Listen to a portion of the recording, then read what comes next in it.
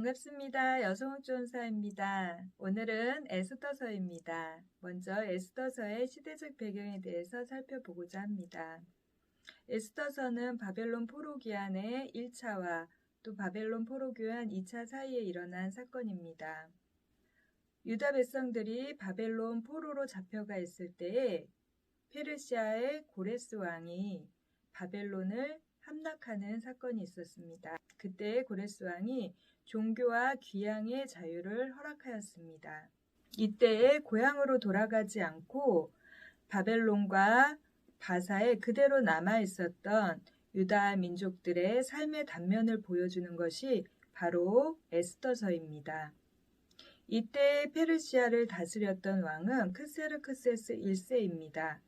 크세르크세스 1세는 에스더서의 아하수에로 왕으로 알려져 있습니다.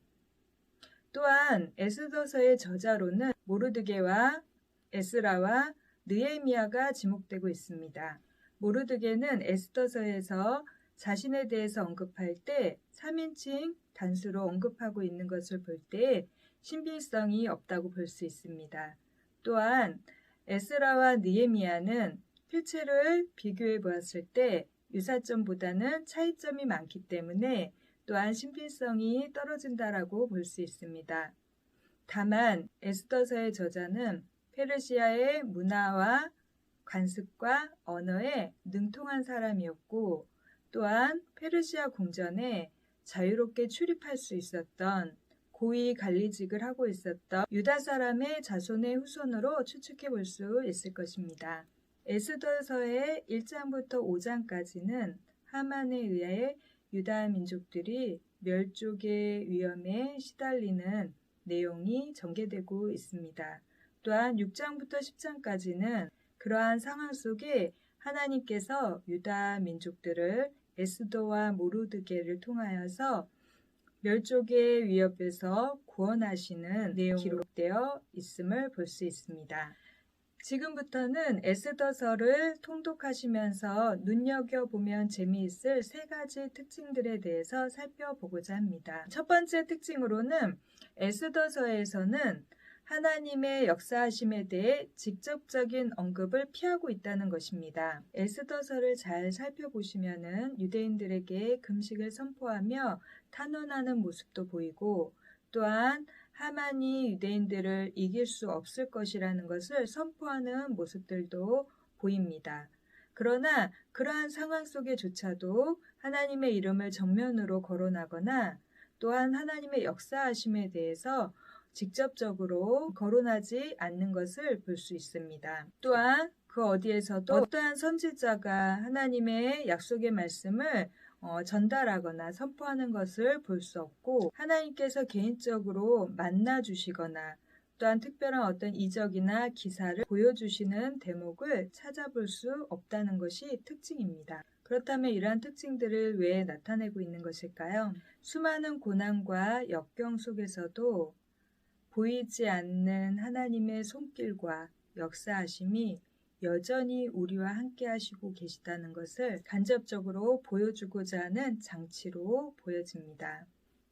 유다의 한 고아 소녀가 적절한 시간에 적절한 장소에 있게 된 것이 과연 우연의 일치라고 할 수 있을까요? 또한 왕이 잠 못 이루는 밤에 역사 기록을 읽게 된 것이 우연의 일치라고 할 수 있을까요? 또한 왕이 모르드게를 취하하기로 작정했을 때 하만이 궁전에 있었던 것 또한 우연의 일치였을까요? 하만에 의해 죽기로 되어 있었던 이스라엘 백성들이 구원을 얻을 수 있었던 것도 우연의 일치일까요? 우리가 고난과 역경 가운데 있을 때 하나님의 역사하심이 보이지 않는 것과 같고 하나님이 침묵하시는 것처럼 느껴질 때에도 여전히 하나님의 백성들을 다스리고 계시고 하나님의 백성들의 일에 참여하시고 개입하고 계시다는 것을 우리에게 보여주고 있는 것입니다. 이스라엘 사람들은 페르시아에서 소수의 사람들로 살아가고 있었습니다. 우리 또한 세상 속에서 소수의 사람들로 살아가고 있습니다. 그러한 세상 속에 소수로 살아갈 때 하나님의 역사하심이, 하나님의 도우심이, 하나님의 인도하심이 느껴지지 않고 보여지지 않는다고 할지라도 그 역사 우리의 삶을 주관해 가시는 하나님의 구원의 손길이 보이지 않는 곳에서도 우리 가운데 펼쳐져 있음을 우리는 믿음으로 승리할 수 있을 것입니다. 두 번째 특징으로는 에스더서는 하나님의 역사하심 속에 우리의 역할을 강조하고 있습니다. 바로 포로로 잡혀왔던 고아 소녀가 어떻게 페르시아의 왕비가 되었고 또한 어떻게 멸족당할 위기에 처해 있는 유다 민족들을 구원할 수 있었을까요? 우리는 모르드게와 에스더의 믿음의 결단과 믿음의 행동이 얼마나 중요한 역할을 했는지 능력여 보아야 할 것입니다. 모르드게와 에스더가 고백했던 대표적인 말들을 기억하실 수 있을 것입니다. 에스더서 4장 14절 내가 왕후의 자리를 얻은 것이 이때를 위함이 아닌지 누가 알겠느냐. 에스더서 4장 16절 죽으면 죽으리라. 모르드게와 에스더는 하나님의 역사하심에 가려져 주어진 운명을 수동적으로 받아들이는 그러한 사람들이 아니었습니다. 모르드게와 에스더는 믿음의 결단과 믿음의 행동을 통해서 하나님께서 자기 백성들을 보존하시고 구원하시는 통로로 자원하여 쓰임받을 수 있었던 것입니다. 아무리 슬프고 고통스러운 밤이 우리에게 주어진다고 하더라도 반드시 아침 온다는 것을 기억하며 우리에게 주어진 어떠한 상황 속에서 역사의 주관자이신 하나님을 믿음으로 더욱더 붙잡아야 할 것입니다. 에스더서의 세 번째 특징으로는 모르드게와 하만의 싸움이 단순한 개인의 문제가 아니라 하나님의 주권 속에 진행되고 있었다는 것입니다. 이는 출애굽 때 이스라엘과 아말렉 민족의 싸움으로 볼 수 있을 것입니다.